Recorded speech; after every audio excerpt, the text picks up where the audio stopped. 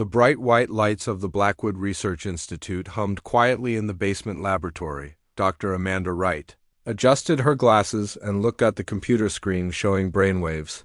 She had been working at the institute for 5 years, studying how the human brain worked during sleep. Today was supposed to be just another normal day. Jake Morrison lay on the examination table with wires attached to his head. He was a big man with short brown hair and strong arms. He had served in the military for 8 years before coming home to work at a construction company. Jake had volunteered for the sleep study because he needed the money and thought it would be easy work. "Are you comfortable, Jake?" Dr. Wright asked as she checked the machines around him. "Yeah, I'm fine," Jake replied. "It just feels weird having all these wires on my head." Kevin Barnes, Dr. Wright's assistant, was setting up the recording equipment. He was a young man fresh out of college who was always excited about their research. "The brain scan should take about 2 hours, he told Jake. "All you need to do is sleep." Dr. Wright started the machines. Green lines began moving across the computer screens showing Jake's brain activity. Everything looked normal at first. His heart rate was steady, his breathing was calm, and his brain waves showed he was falling asleep. "Perfect," Dr. Wright said. To Kevin, "His brain is entering the first stage of sleep." But then something strange happened. The lines on the screen began to change. Instead of the usual slow waves of deep sleep, Jake's brain activity became wild and erratic. The lines jumped up and down like a crazy dance. "What's happening?" Kevin asked, looking worried. Dr. Wright frowned at the screens. "I've never seen anything like this. His brain activity is off the charts." Jake's body began to shake on the table. His eyes were closed, but his whole body was trembling. The machines started beeping loudly, and red warning lights flashed. "Jake, can you hear me?" Dr. Wright called out, but he didn't respond. What Dr. Wright and Kevin couldn't see was what was happening inside Jake's brain. Tiny creatures, smaller than anything humans had ever discovered, were moving through his blood vessels. These creatures came from a place far away in space, from aliens called the Cathmori. The Cathmori had been planning this for a long time. They had been sending these tiny creatures to Earth for months, putting them in the water, the air, and the food. Most humans never felt anything when the creatures entered their bodies. The plan was simple. The creatures would slowly take control of human brains, and then the Cathmori would control all of humanity. The creatures were like tiny robots, but they were alive. They could think and work together. When they reached a human brain, they would attach themselves to the brain cells and start sending signals. Slowly, the human would begin to think and act the way the Cathmori wanted them to. Jake had hundreds of these creatures moving through his brain right now. They were trying to connect to his brain cells and take control. But something was going wrong. Instead of taking control, the creatures were being destroyed, deep inside Jake's brain. In parts that human science didn't understand, something was waking up. It was like a sleeping giant that had been waiting for thousands of years. The alien creatures had touched something they shouldn't have, and now it was angry. Jake's body stopped shaking for a moment. His breathing became very slow and deep. Dr. Wright watched the screens, hoping he was getting better. But then Jake's eyes opened and they were completely white. No pupils, no color, just white. "Kevin, call for help," Dr. Wright said, her voice shaking. But before Kevin could move, Jake sat up on the table. The wires were still attached to his head, but he moved like they weren't there. He turned his head toward Dr. Wright, and she saw that his white eyes were glowing with a soft light. "You need to run," Jake said, but his voice sounded different. It was deeper and seemed to come from far away. "They are coming for all of you? Jake, you're scaring me," Dr. Wright said. "What's happening to you?" Jake's body began to glow with the same soft light as his eyes. The light was not bright, but it was warm and somehow felt old, like it had been waiting for a very long time. "I'm not just Jake anymore," he said. "I am something much older. The parasites have awakened what was meant to stay sleeping." The creatures inside Jake's brain were burning away like paper in fire. They tried to escape, but the ancient thing that was waking up was too strong. It destroyed them one by one, and as it did, it learned about the Cathmori and their plans. The Kethmori, Jake said, his glowing eyes looking at something Dr. Wright couldn't see. They have returned to finish what they started long ago. Dr. Wright was scared but also curious. As a scientist, she needed to understand what was happening.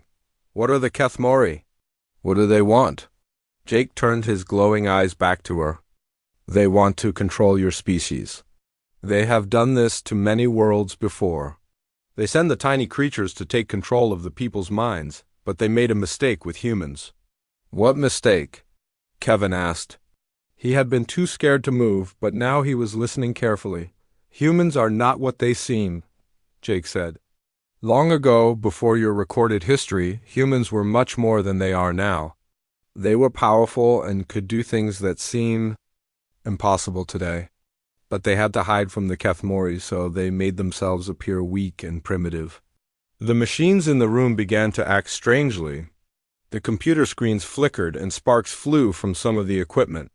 Jake's glowing body seemed to be affecting all the electronics around him. The power was hidden in human genetics, Jake continued. It was meant to stay hidden until it was needed. The Kethmori parasites have awakened it by accident.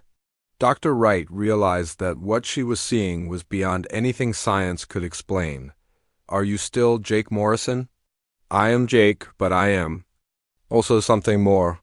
I have the memories and knowledge of those who came before. I can see the truth about your species and the danger you face. Suddenly, alarms began ringing throughout the building. Red lights flashed in the hallways, and they could hear people running and shouting. It's not just me, Jake said. Others are awakening too?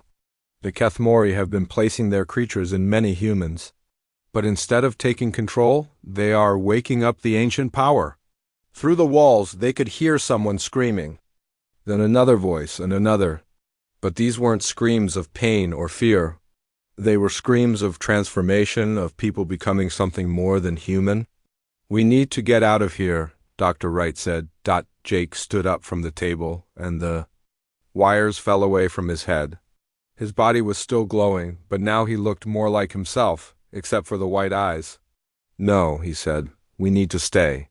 You need to understand what's happening so you can help others. The Kethmori invasion has begun, but humanity is not defenseless. We just forgot how strong we really are. The door to the laboratory burst open, and Pete Johnson, the security guard, stumbled in. But like Jake, his eyes were glowing white, and his body had the same soft light. Jake, Pete said, his voice also sounding different.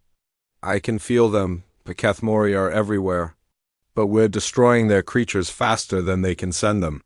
Dr. Wright looked at the two men who had been normal humans just an hour ago. Now they were something else, something ancient and powerful. She realized that everything she thought she knew about humanity was wrong. What happens now? She asked. Jake looked at her with his glowing eyes. Now we remember who we really are, and we make sure the Kethmori never threaten anyone again. Jake Morrison's mind was no longer his own, but somehow he was still himself. The glowing light that came from his body was getting stronger, and with it came memories that didn't belong to him. He could see things that happened thousands of years ago, places he had never been, and people he had never met. Dr. Wright watched Jake carefully. She had never seen anything like this in all her years of studying the brain. Jake, can you tell me what you're seeing? Jake's white eyes looked at her, but she could tell he was seeing something far away. I see a great city among the stars. Humans lived there, but they were not like humans today. They could move things with their minds and talk to each other across vast distances.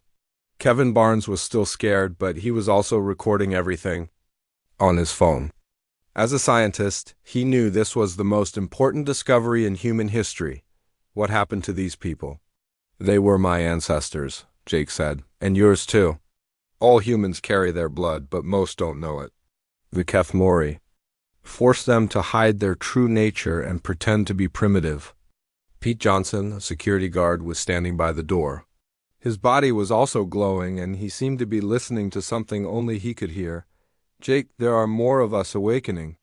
I can feel them all over the building, Jake nodded. The ancient consciousness is spreading? Every human who has the old bloodline is waking up. The Kethmori parasites are triggering something they don't understand. Dr. Wright noticed that the computers in the room were working differently now. The screens showed strange patterns that looked almost like writing. Are you controlling the machines? We're connected to them, Jake explained. The old ones built technology that worked with their minds. Modern human technology is based on the same principles, but humans forgot how to use the mental connection. Suddenly, Lisa Martinez, one of the nurses from upstairs, ran into the room. She was breathing hard and looked frightened. Dr. Wright, something terrible is happening upstairs.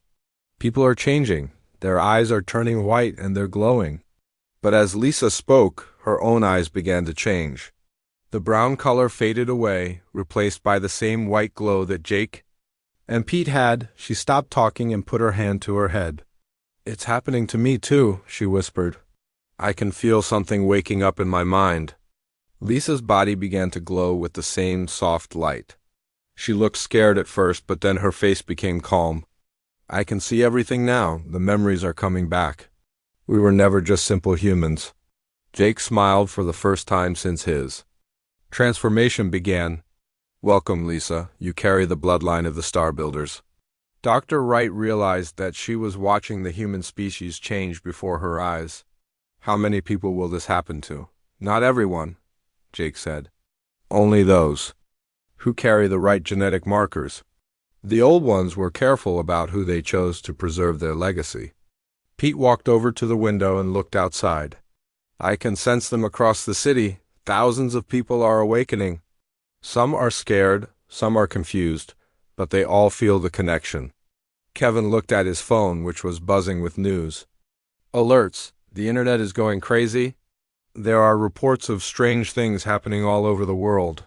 People with glowing eyes, electronic devices acting weird, and mass confusion. Jake closed his eyes and seemed to be concentrating. The Kethmori are panicking. Their parasites are being destroyed faster than they can replace them. They didn't expect this. What are the Kethmori? Dr. Wright asked. You said they're aliens, but what do they really want? Lisa stepped forward, her new memories making her understand things she had never known before. They're a parasite species.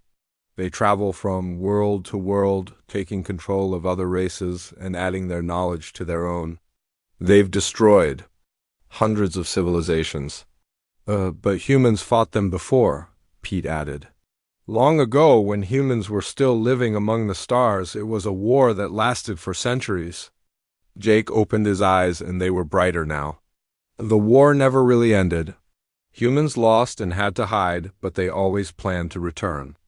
The genetic programming was their way of making sure humanity would survive and eventually fight back. Dr. Wright felt overwhelmed by what she was learning. So you're saying that all of human history is a lie? That we were never primitive cave dwellers? Not a lie, Jake corrected. A disguise.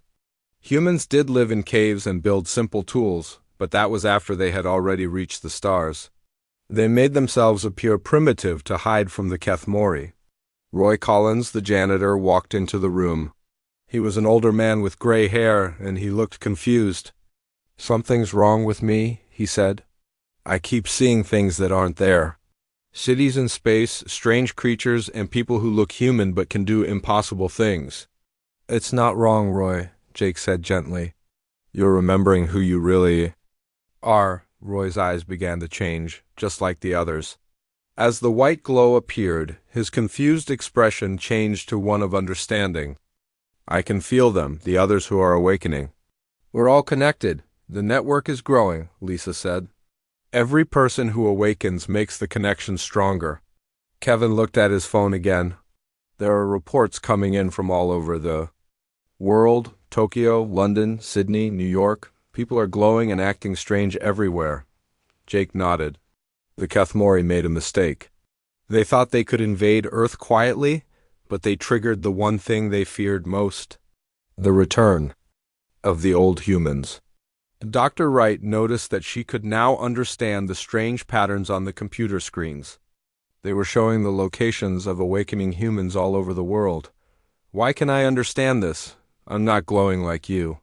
You're beginning to awaken too, Jake said. The process is different for everyone. Some people change quickly, others take more time. Pete was still looking out the window. I can see military vehicles coming toward the building. The government must know something is happening. They're scared, Roy said. They don't understand what's happening, so they're treating it like a threat? Lisa walked over to one of the computers and touched the screen. Immediately, the display changed to show news feeds from around the world. Look at this. They're calling it an epidemic. They think it's some kind of disease. The news reports showed people with glowing eyes being taken away by soldiers. Some were cooperating, but others were resisting. The awakened humans seemed to be much stronger than normal people. Jake looked worried. The governments don't understand. They're treating us like enemies, but we're trying to save humanity from a real threat. The Kethmori have been infiltrating human governments for years, Pete said. Some of the people making these decisions might be under alien control. Kevin's phone rang. He answered it and listened for a moment, then looked at the group with concern. That was my friend at the CDC. They're saying this is some kind of biological attack. They're planning to quarantine anyone who shows symptoms. Dr. Wright felt a strange sensation in her head. It was like something was trying to connect with her mind. I think I'm starting to feel it too. The connection you're talking about, Jake smiled at her. Don't fight it. Let it happen. You need to understand what we're dealing with. The sensation grew stronger, and suddenly Dr. Wright could sense the other awakened humans in the building. She could feel their thoughts and emotions, and she understood that they were all part of something much bigger than themselves. This is incredible, she whispered. I can feel all of you. And there are so many others. Welcome to the network, Jake said. Now you can help us figure out how to deal with what's coming. What do you mean? Dr. Wright asked. Jake's expression became serious. The Kethmori won't give up easily. If they can't control us with their parasites, they'll try something else. Something much more dangerous. Outside, they could hear helicopters circling the building. The government response was escalating, and the awakened humans were caught in the middle of a situation that was about to get much worse. The helicopters outside the Blackwood Research Institute were getting louder. Through the windows, Jake Morrison could see soldiers in black uniforms surrounding the building. They had weapons and looked ready for war. They're treating us like terrorists, Dr. Wright said. She was fully connected to the network now, her eyes glowing white like the others. The feeling of being linked to thousands of other minds was overwhelming but also wonderful. Jake concentrated and reached out through the network to contact awakened humans in other cities. What he found made him worried. It's happening everywhere. The governments are panicking and sending in their armies. In New York City, Tony Reed was hiding in his auto repair shop. He was a big man with rough hands from years of fixing cars, but now those hands could do much more. When the alien parasites had tried to take control of his mind, they had awakened something incredible. He could feel metal and understand how. Machines worked just by touching them. They're surrounding my shop, Tony said through the network. I can sense their weapons and vehicles. They're scared of us. Across the country in California, Helen Park was in her classroom when the awakening happened. She was a teacher who had always been patient and kind, but now she could feel the thoughts and emotions of every child in her class. The children weren't afraid of her glowing eyes. Instead, they seemed to understand that she was still their teacher, just different. The children can sense what's happening, Helen told the network. They're not afraid like the adults. Some of them are starting to awaken too. In a small town in Kansas, Don Cooper was working on his farm when the change came. He was a simple man who had worked the land his whole life, but now he could feel every plant and animal on his property. The awakening had connected him to the life force of the earth itself. The land is responding to us, Don said through the network. The plants are growing faster and the animals are acting different. It's like the earth knows we're awake. Back at the Research Institute, General Patricia Hayes was leading the military response.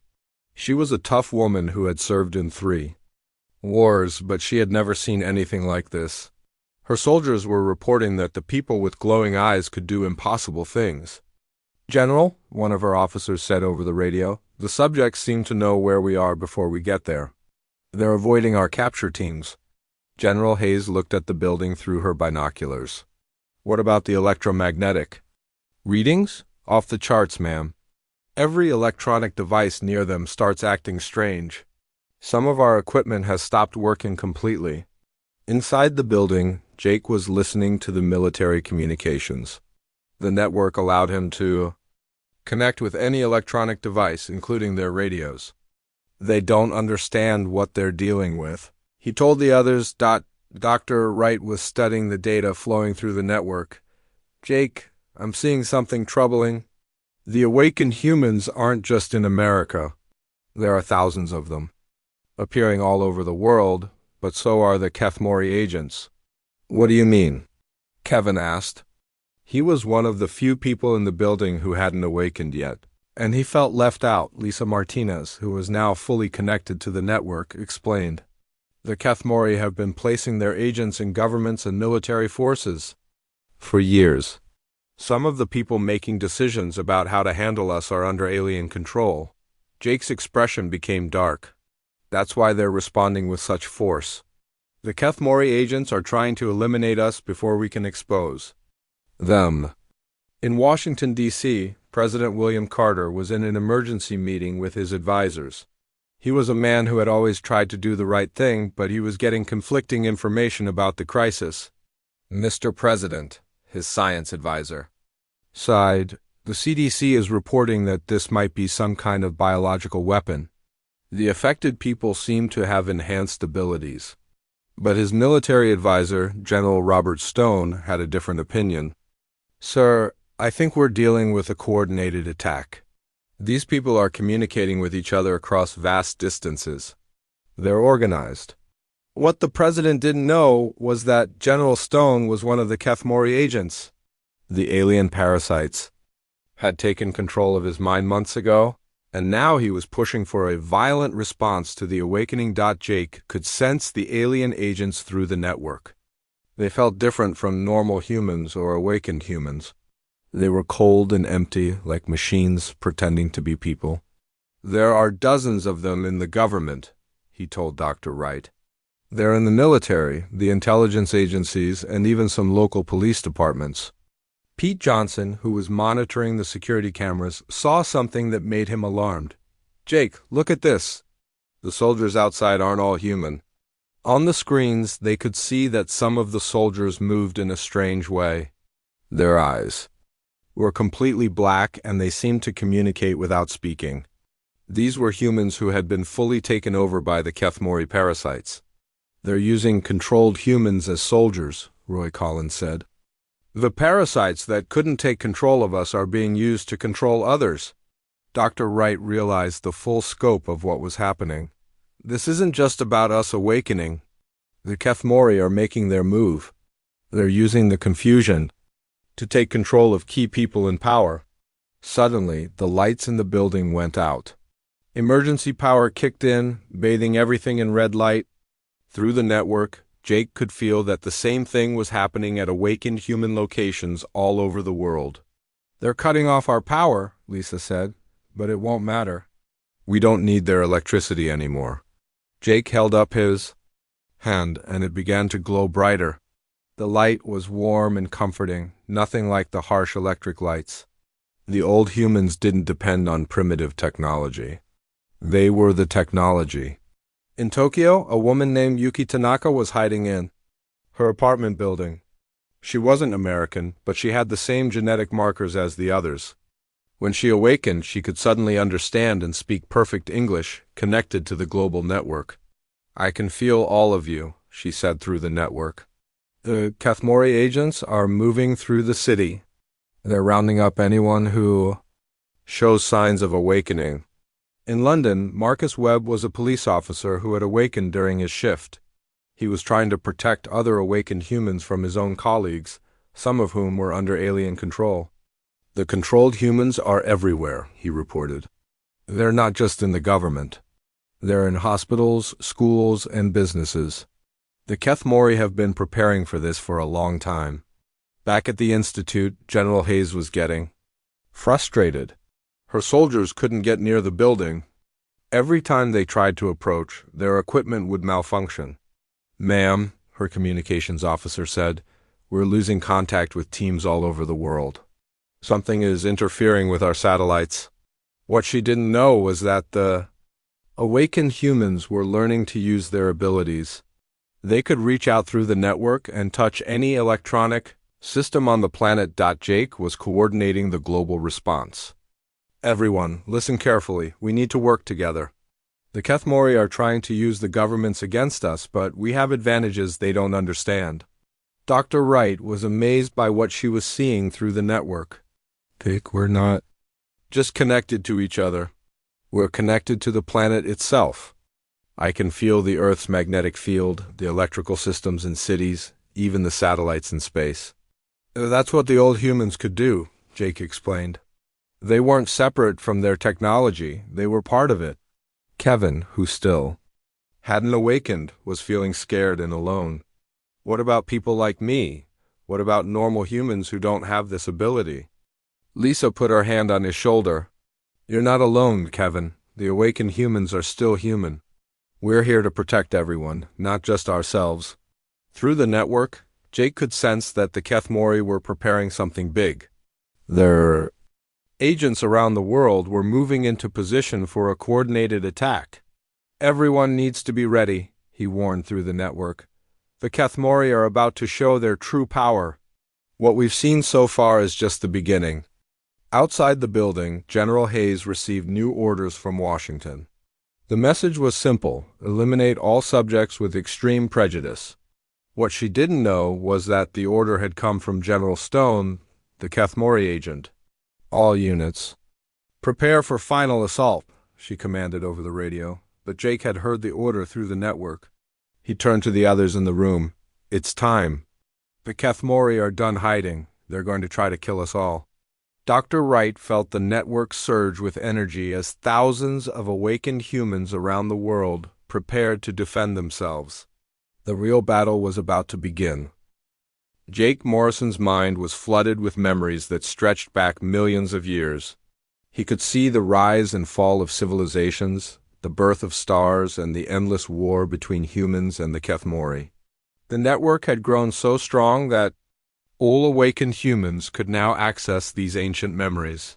"I can see it all," Dr. Wright said, her white eyes reflecting the visions flowing through the network. The humans weren't just advanced. They were incredible. Through Jake's enhanced consciousness, everyone connected to the network could see the truth about humanity's past. Long ago, humans had built cities that floated among the stars. They had ships that could travel faster than light and technology that worked by the power of thought alone.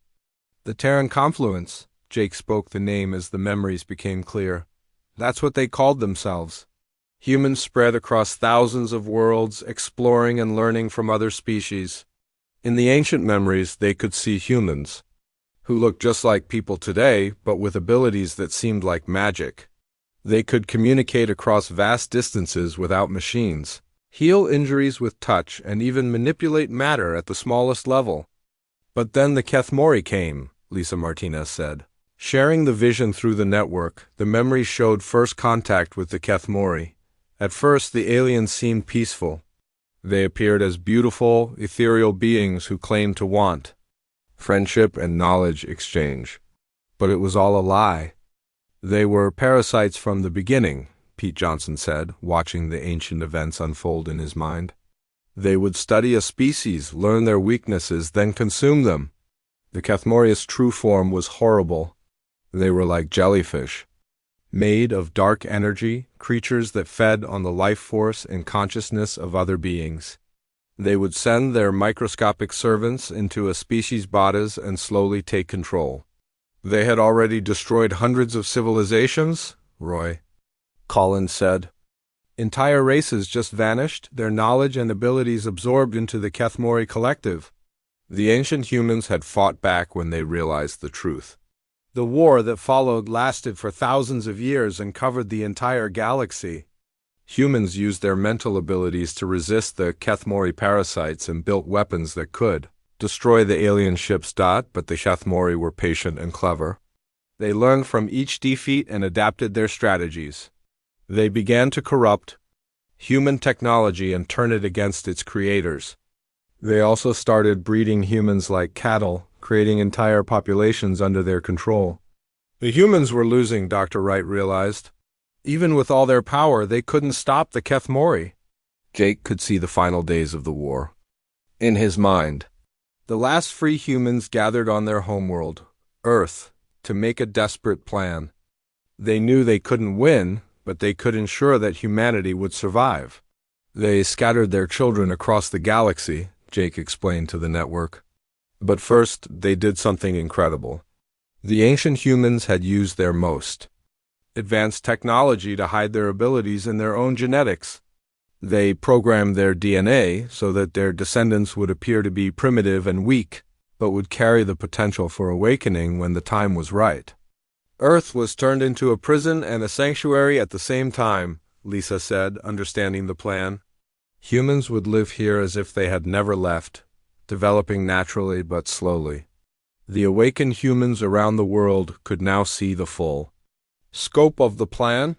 The Ancient Ones had known that the Kethmori would eventually find Earth, so they had prepared for that day. The genetic programming was set to activate if the Kethmori ever tried to use their parasites on humans again. Pete realized, we're not just awakening randomly, this was always the plan. Through the network, Jake could sense awakened humans all over the planet learning the same truth. In every major city, in small towns, and even in remote villages, people were remembering who they really were. Tony Reed in New York was using his newfound abilities to disable the military vehicles surrounding his shop. He could touch any machine and understand exactly how it worked, then make it stop working with just a thought.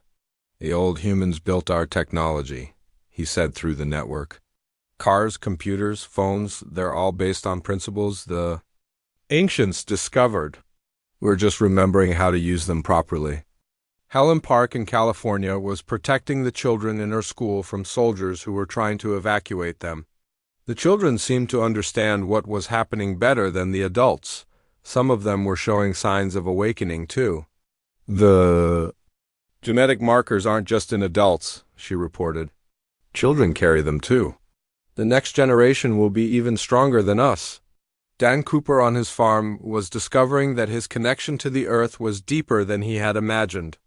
He could feel the planet's magnetic field and use it to communicate with awakened humans on the other side of the world. Earth itself is part of the network, he said in amazement. The ancient humans didn't just hide on this planet. They made it part of their plan. But the most shocking discovery came when Jake accessed the deepest layers of the ancient memories. He found records of other human colonies that had been hidden throughout the galaxy. We're not alone, he announced to the global network. There are other groups of hidden humans on different worlds. The scattering was more successful than the Kethmori knew.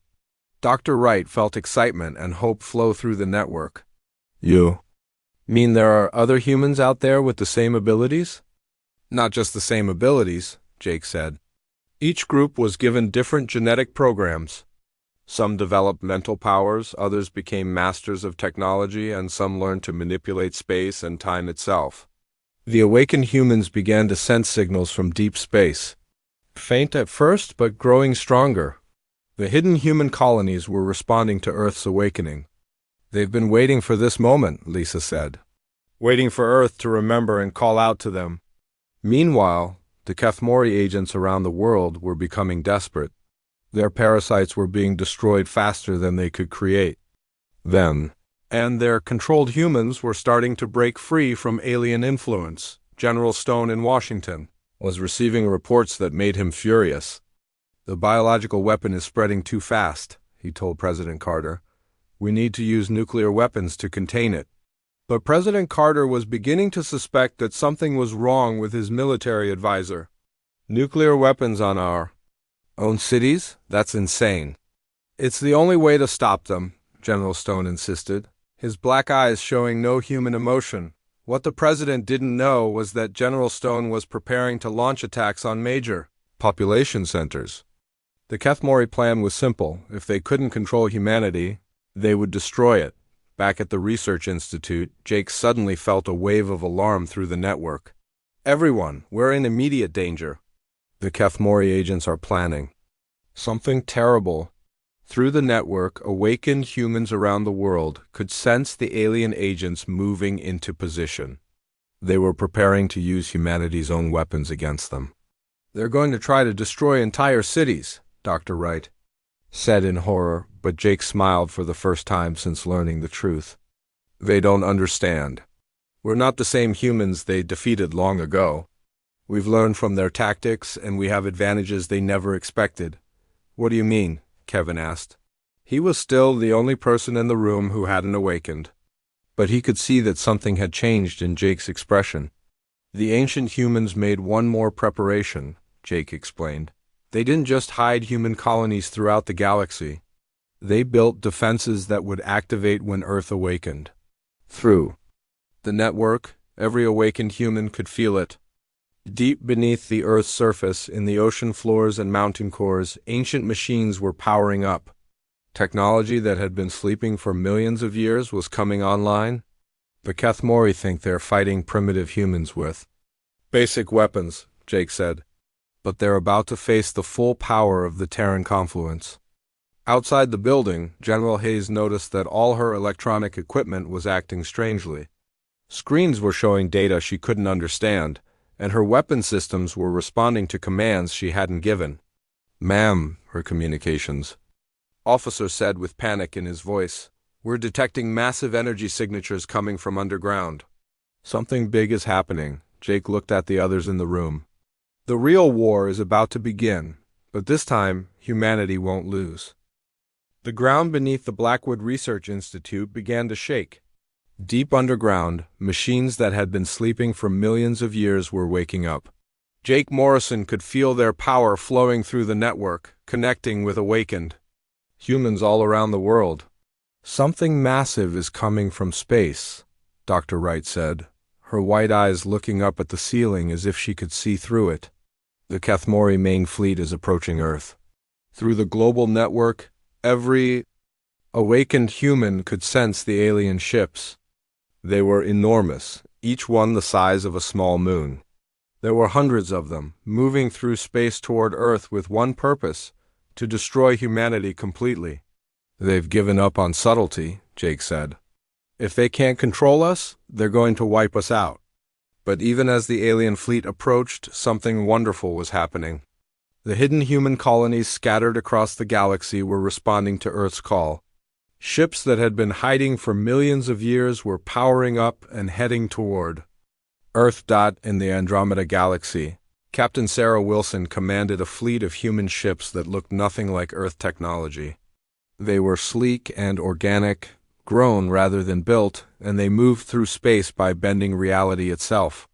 "Earth has awakened," she said to her crew. "After all these years, our brothers and sisters are calling us home." Near the center of the Milky Way, Commander David Chun was preparing his battle group. His people had spent millions of years perfecting the art of war against the Kethmori. Their ships could phase in and out of normal space, making them nearly impossible to hit. "The Kethmori think they're attacking a primitive world," he said with a smile. "They're about to learn how wrong they are."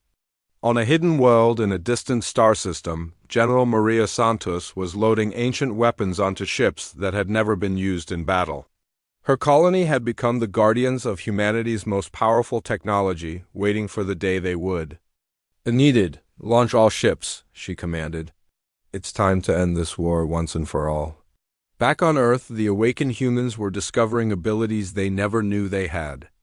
Tony Reed in New York found that he could not only control machines, but create new ones out of raw materials. With just his thoughts, he was building defensive systems around his city. Helen Park in California was working with the awakened children. In her school, she had discovered that the children were even more powerful than the adults. They could see through the Kethmori agents' disguises and help identify which humans were under alien control. Dan Cooper on his farm was using his connection to the Earth to coordinate the awakening of the ancient defensive systems. All around the planet, hidden installations were coming online, ready to protect humanity. In Washington, D.C., President Carter was finally beginning to understand what was really happening. General Stone had revealed his true nature by trying to force the launch of nuclear weapons at American cities. "You're not human," the president said. Backing away from his military advisor, General Stone's human disguise was failing. His skin was becoming translucent and dark shapes could be seen moving underneath. "Humanity is a disease that must be cured," he said in a voice that sounded like many voices speaking at once. But before General Stone could act, awakened humans in the Pentagon took control of all the military systems. The Kethmori agent found himself trapped and powerless. Jake Morrison was now serving as the main coordinator for Earth's defense. Through him, the global network could communicate with the approaching human fleets and the awakening planetary defenses. "The first wave of Kethmori ships will arrive in 6 hours," he announced to everyone in the network. "But we're ready for them." Dr. Wright was amazed by what she could see through the network. "Jake, there are millions of awakened humans now. The genetic programming is activating in people all over the world. Not just on Earth," Jake said with excitement. "I can sense awakened humans on space stations, moon bases, and even on Mars." Humanity spread further than we realized. Kevin Barnes was still the only person in the room who hadn't awakened, but he was documenting everything with scientific precision. "This is the most important day in human history," he said. "We're about to rejoin the galactic community." Lisa Martinez was coordinating with awakened humans in hospitals around the world. They had discovered that their abilities could heal people who had been partially taken over by Kethmori parasites. "We're saving thousands of people who were under alien control," she reported. "The parasites can't survive when we use our healing abilities on them."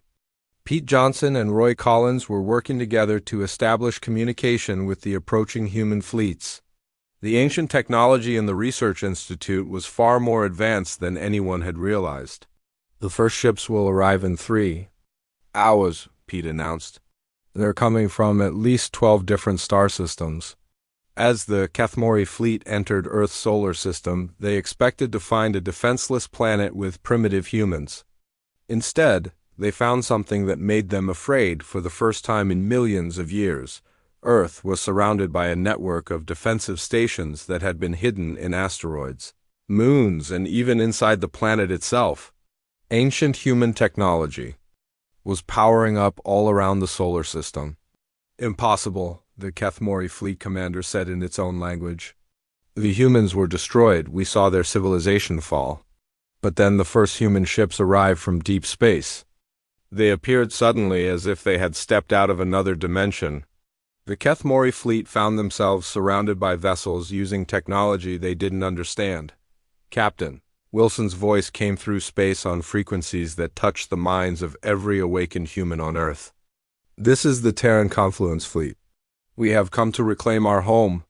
The battle that followed was unlike anything the galaxy had ever seen. The Kethmori ships were massive and powerful, but the human ships were fast and clever. They could appear and disappear at will, strike from impossible angles, and coordinate their attacks through the mental network that connected all awakened humans. Jake Morrison found himself at the center of the battle, his consciousness spread across the entire solar system. He could see through the eyes of every human fighter pilot and coordinate their movements with perfect precision. "The Kethmori are confused," he said to the others in the research institute. "They're fighting like they did millions of years ago, but we've learned from every defeat." The ancient defensive systems around Earth were firing weapons that turned matter into energy and energy back into matter. Kethmori ships that tried to attack the planet found themselves simply ceasing to exist, but the most devastating weapon the humans had was their unity. Every awakened human, whether on Earth or in the approaching fleets, was connected through the network. They fought as one mind with millions of bodies. "We're not just winning," Dr. Wright said in amazement. "We're destroying them completely. The Kethmori fleet, which had seemed so powerful just hours before, was being torn apart. Their ships were exploding, their crews were fleeing, and their command structure was falling apart. The few Kethmori ships that tried to escape found that there was nowhere to run. Human fleets were arriving from every direction, and the entire galaxy was waking up to the fact that humanity had returned. "This is Commander Chun," came a voice through the network. "All Kethmori forces in this sector have been eliminated. The threat to Earth is over." Jake Morrison felt a wave of joy and relief flow through the global network. After millions of years, the war was finally over. Humanity had not just survived, but had become stronger than ever before. General Hayes, who had been trying to attack the Research Institute, found her soldiers laying down their weapons. The awakened humans had freed her troops from Kethmori influence, and now they understood what had really been happening. "Dr. Wright," she said through a radio, "I think we need to talk." As the battle ended, awakened humans around the world began to work together to heal their planet and their species. The Kethmori agents who had infiltrated human society were being identified, and the people they had controlled were being freed. President Carter, now protected by awakened humans, addressed the world. "Today, humanity learned the truth about itself. We are not alone in the universe, and we are not defenseless. We are the children of the stars, and we have come home."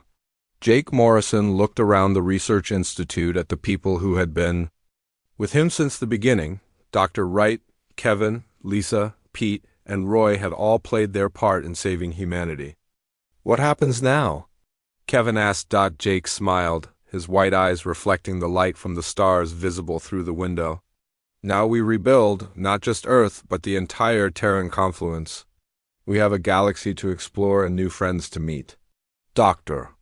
Wright was already thinking about the scientific discoveries that lay ahead.